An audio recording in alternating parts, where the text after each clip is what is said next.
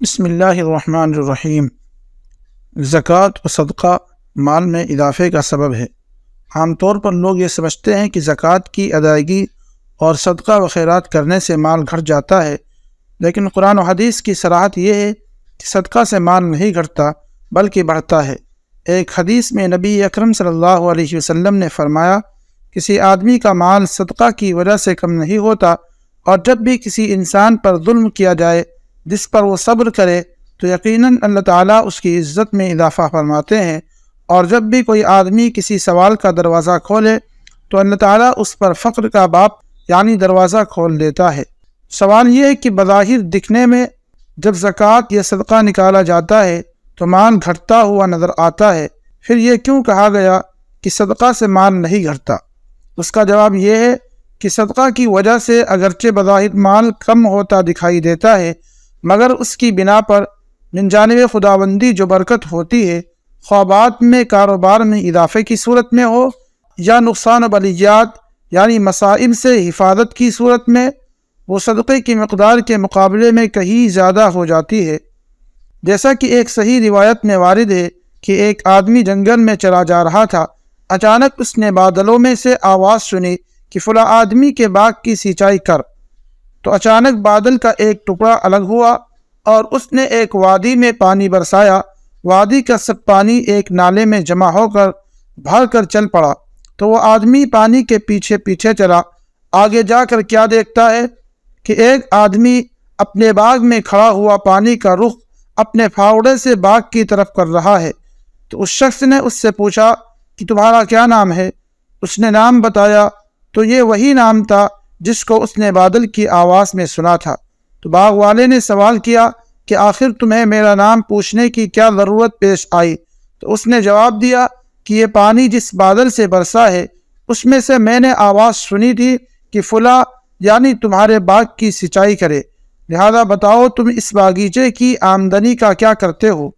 اس باغ والے نے جواب دیا کہ میں اس کی کل آمدنی 3 حصوں میں بانٹ دیتا ہوں، 1/3 حصہ صدقہ کر دیتا ہوں اور 1/3 حصے میں سے میں اور میرے گھر والے کھاتے ہیں، اور 1/3 حصہ پھر باغ میں لگا دیتا ہوں۔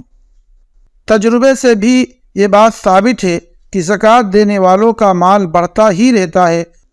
اس کی واضح دلیل یہ ہے کہ اہل مدارس مالی تعاون کے لیے ہر سال جن اہل خیر حضرات کے پاس جاتے ہیں تو پرانی رسید دکھاتے ہیں اور عام طور پر کوشش کرتے ہیں کہ پچھلی مرتبہ سے زیادہ چندہ وصول کرے، اور اکثر لوگ اضافہ کر بھی دیتے ہیں، حالانکہ اگر زکوٰۃ سے مال گھٹتا ہوتا تو پچھلا والا ہی دینا مشکل ہوتا، چہ جائے کہ بڑھا کر دینا۔